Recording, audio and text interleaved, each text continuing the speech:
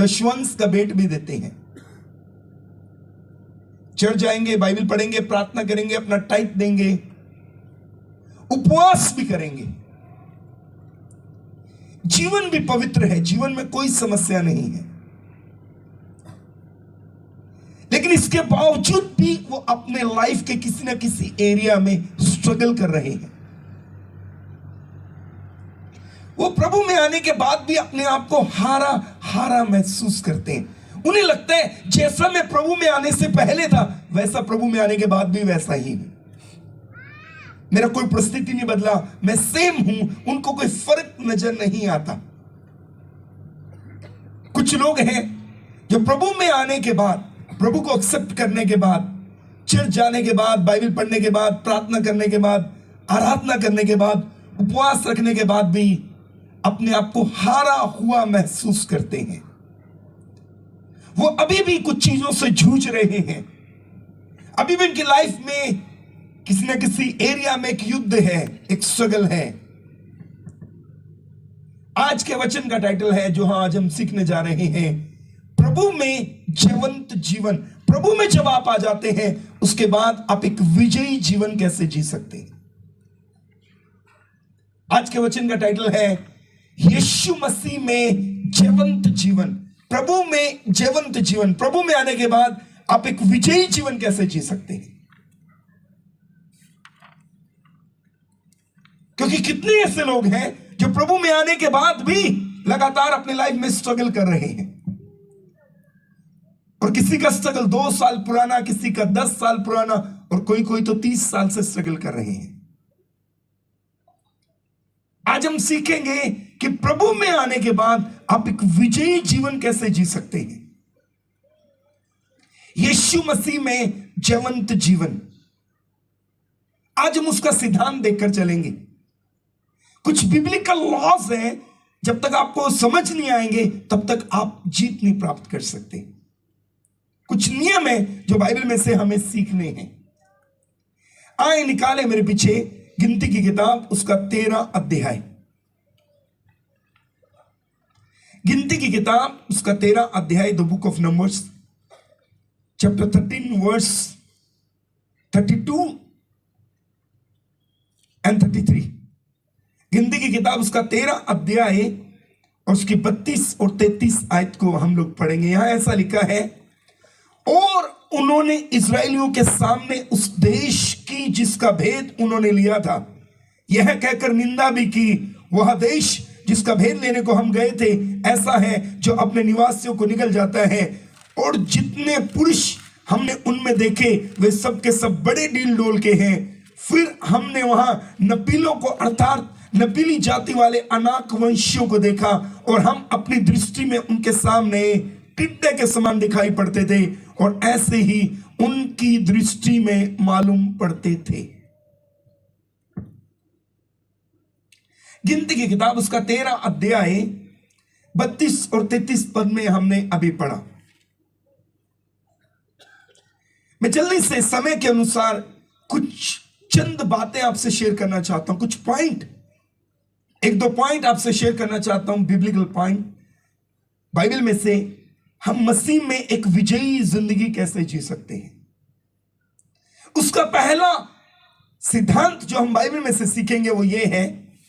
अभी जो हमने पढ़ा इसकी पृष्ठभूमि में आपको बताना चाहता हूं, इसकी पृष्ठभूमि में आपको शेयर करना चाहता हूं। पवित्र बाइबल ये कहती है, परमेश्वर ने इस्राएलियों को मिस्र की गुलामी से बाहर निकाला। इस्राएली मिस्र की गुलामी में थे, और यह गुलामी कई 100 साल तक चली। पवित्र बाइबल कहती है परमेश्वर ने अपना बड़ा हाथ बढ़ाया, और मिस्र के धधकते आग के भट्टे से परमेश्वर ने इस्राएलियों को बाहर निकाला। हिंदी के एक अनुवाद में लिखा है, मिस्र को प्रभु ने आग का धधकता भट्टा बताया। परमेश्वर ने मिस्र में 10 बड़े चमत्कार किए। परमेश्वर ने मूसा और हारून को मिस्र में भेजा, और उन्होंने फिरौन के सामने, फिरौन के देश में, मिस्र में 10 बड़े चमत्कारों को प्रभु से सामर्थ पाकर दिखाया। 10 बड़े चमत्कार। पहला कार्ड मैं आपसे शेयर करना चाहता हूं। यह चमत्कार 10 ही क्यों थे? परमेश्वर ने 10 बड़े चमत्कार किए मिस्र में। इसका सबसे बड़ा पहला कारण है क्योंकि मिस्र के लोग 10 देवताओं की उपासना किया करते थे। उनके लिए जल भी एक देवता था, उनके लिए आसमान भी एक देवता था। हिंदी की बाइबल में लिखा है तो परमेश्वर ने मिस्रियों को और उनके देवताओं को दंडित किया और अपने लोगों को वहां से निकाला। वो लोग 10 देवताओं की उपासना करते थे।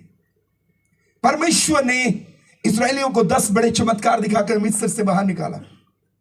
अब पवित्र शास्त्र बाइबल इस प्रकार से कहती है, मिस्र से निकलने के बाद इस्राएली लोग जब कनान की यात्रा में चल रहे थे, पवित्र बाइबल हमें इस प्रकार से कहती है, उस यात्रा में एक जगह आई। उस जगह पर परमेश्वर ने अपने दास मूसा को इस प्रकार से अगुवाई दी, इस्राएलियों में से 12 गोत्र हैं, हर गोत्र में से एक व्यक्ति को चुना जाए। इस्राएलियों के 12 गोत्रों में से हर गोत्र में से एक व्यक्ति को चुना गया और ये 12 लोग गए और 40 दिन तक ये जाकर कनान का भेद लेते रहे। इस्राएलियों में से 12 गोत्रों में से 12 लोगों को चुना गया, एक गोत्र में से एक को, और ये लोग 40 दिन तक जाकर कनान का भेद लेते रहे।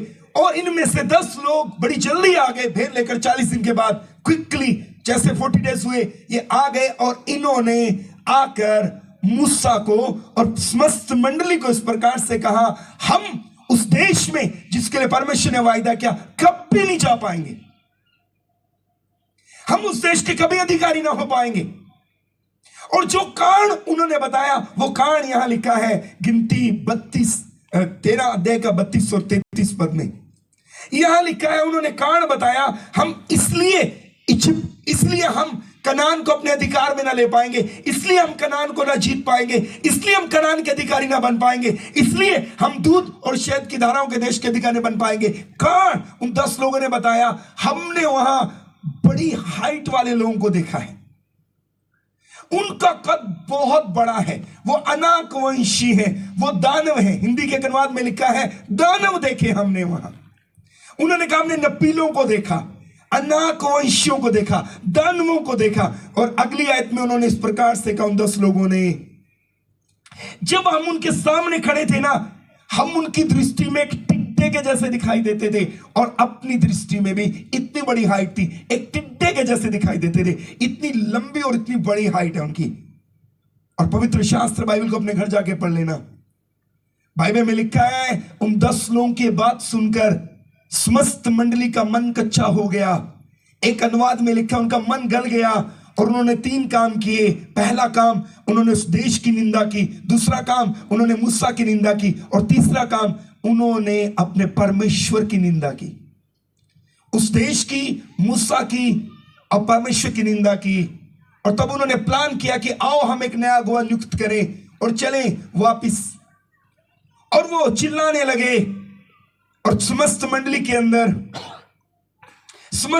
के अंदर एक घबराहट का माहौल पैदा हो गया। उन्होंने कहा आओ हम किसी को अपना प्रधान बनाएं और वापस मिस्र को चले जाएं।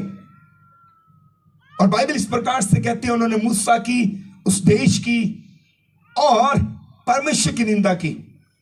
बड़े ध्यान से सुनना मेरे प्रियो, 2 लोग तुरंत वहां आए। ये 10 लोगों ने आके अपना संदेश दिया, लेकिन 2 लोग तुरंत आए। एक का नाम जोशुआ है, एक का नाम कालेब है।